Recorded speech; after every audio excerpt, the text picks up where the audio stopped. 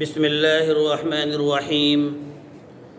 آج کا سبق ہے بہت اہم ہے، جو نئی نسل کے لیے نہایت واجب فرض ہے، اس لیے اس کو خود بھی سنیے، اپنے بھائیوں تک یہ پہنچائیے، بہنوں تک پہنچائیے۔ اور ایک بات بیچ میں کہہ دیں کہ اگر آپ چاہتے ہیں کہ پروگرام ٹھیک چل رہا ہے اور آپ کو دلچسپی ہے، تو اگر آپ واٹس ایپ سے اس کو سن رہے ہیں تو اس کے بجائے آپ یوٹیوب میں جا کر سبسکرائب کریں اور بیل آئیکن دبائیں، آپ کے پاس روزانہ انشاءاللہ پہنچ جائے گا۔ تو آج کا موضوع ہے ملک ہندوستان کو آزادی کی ضرورت کیوں، کیسے پیش آیا اور شروع کب ہوا۔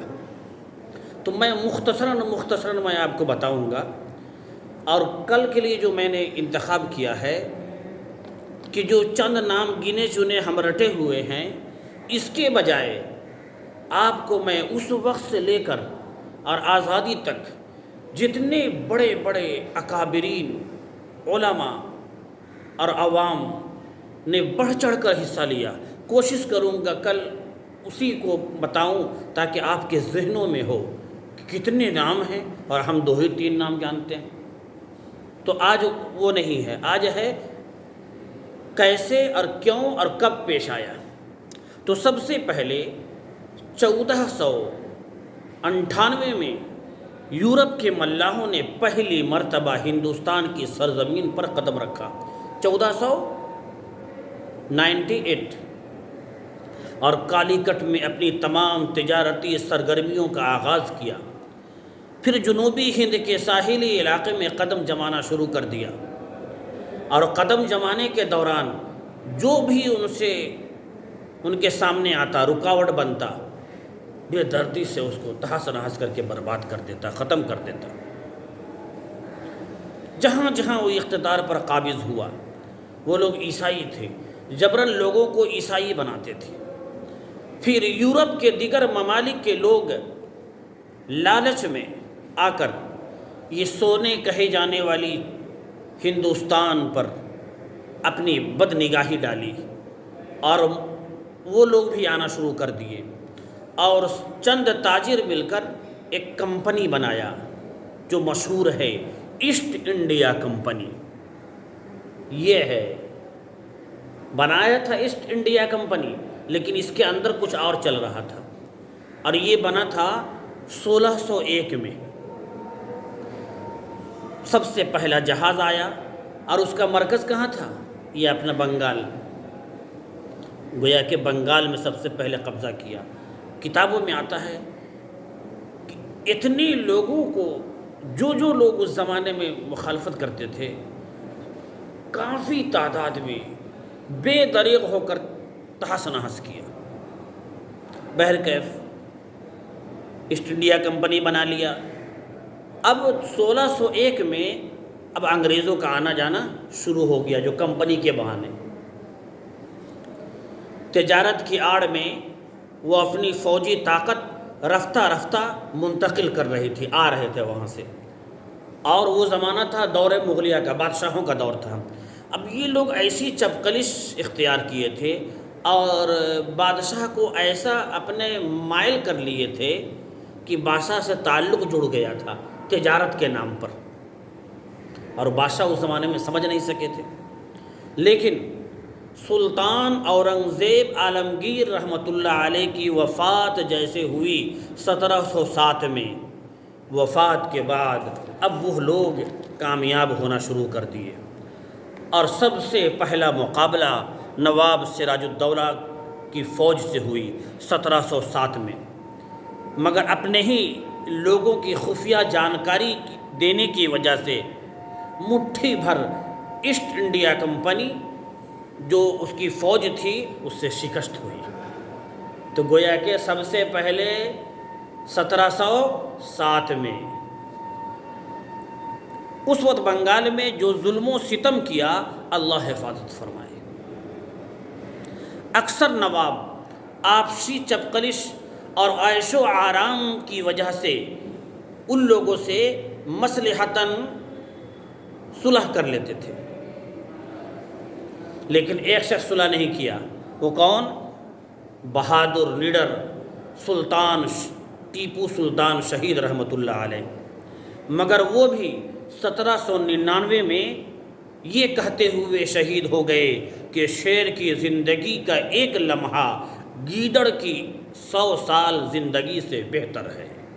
یہ ہمیشہ یاد رکھیے، شیر کی زندگی کا ایک لمحہ اور گیدڑ کی 100 سال زندگی سے وہ بہتر ہے، اس لیے غلامی منظور نہیں ہے۔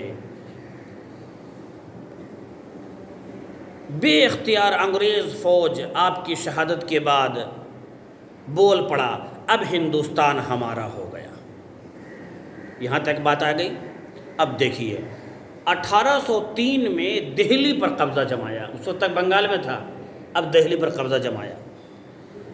وہاں کے بادشاہ شاہ عالم سے جبراً یہ معاہدہ لکھوایا، دہلی پر قبضہ کر لیا انگریز، کہ خلق خدا کی اور ملک بادشاہ کی یعنی شاہ عالم کی اور حکم ایسٹ انڈیا کمپنی کی۔ شاہ عالم دلی پر قبضہ کرنے کے بعد، یہ کس وقت کی بات ہے؟ 1803 میں۔ یہ اعلان اس کی طرف اشارہ تھا کہ اب ہندوستان سے اسلامی اقتدار رخصت ہو چکا ہے، عدل و انصاف ختم ہو چکا ہے، امانت داری ختم ہو چکی ہے، گویا کہ سب ختم ہو چکا ہے۔ اب کیا ہوگا؟ اب غلامی کی زندگی جینی پڑے گی۔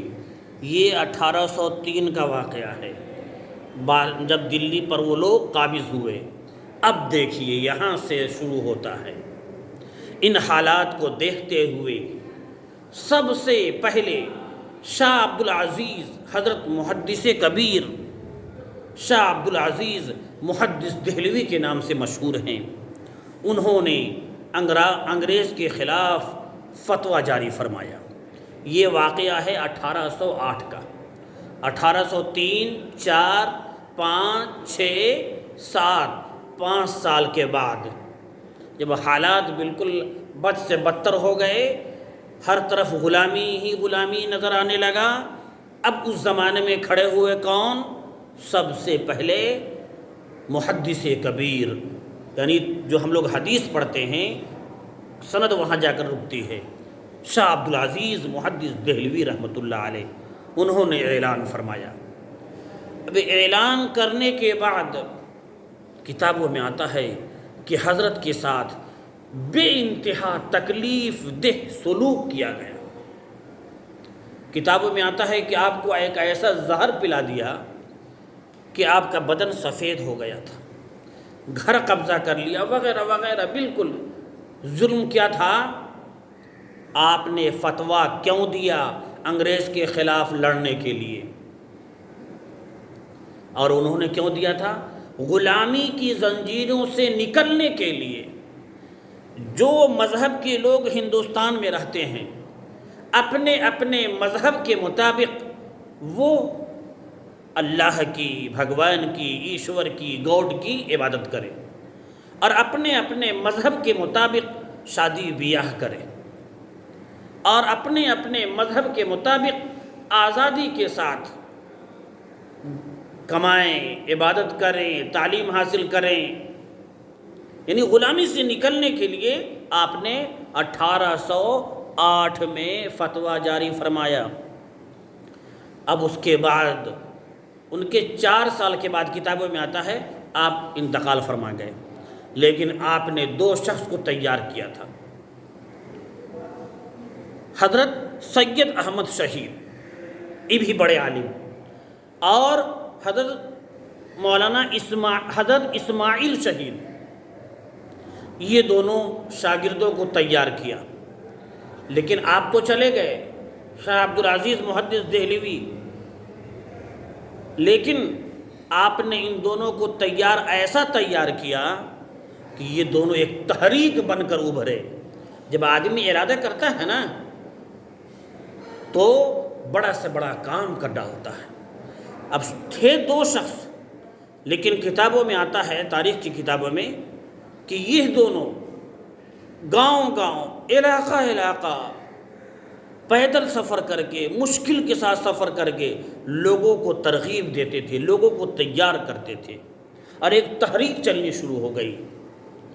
تو گویا کہ دلی پر قبضے کے بعد سب سے پہلے آپ نے 1808 میں فتویٰ جاری فرمایا، اور اسی کے بعد فتوے کے بعد ایک فضا بننی شروع ہو گئی، اور یہ دونوں شاگرد مل کر کے فضا بنانا شروع کیے، لوگوں کو تیار کرنا شروع کیے۔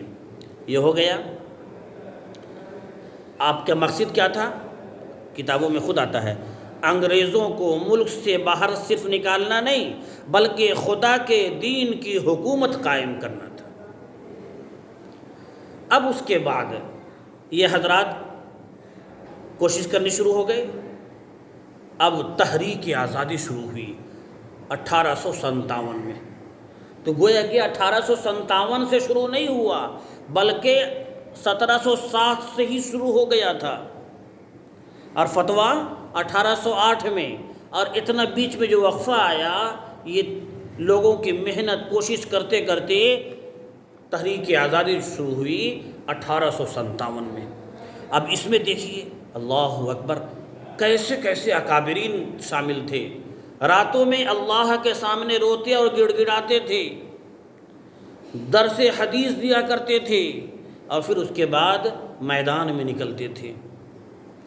حضرت مولانا احمد شاہ مدراسی، حضرت مولانا فضل حق خیر آبادی، حضرت مولانا رحمت اللہ علیہ، اور دیگر اکابرین بڑے بڑے، میں نے ایک فہرست تیار کی ہے، کل انشاءاللہ میں اس پر بات کروں گا۔ آج آپ کو ایک جھلک دکھانا چاہ رہا ہوں کہ آپ مطالعہ کریں گے اور سنیں گے تو آپ کو محسوس ہوگا کہ ہمارے اکابرین اور مسلم دانشوران قوم نے کتنا بڑھ چڑھ کر حصہ لیا، جن کو لوگ بھلا دیے ہیں، اور ہماری بھی غلطی ہے کہ ہم بھی اس کو نہیں یاد کرتے۔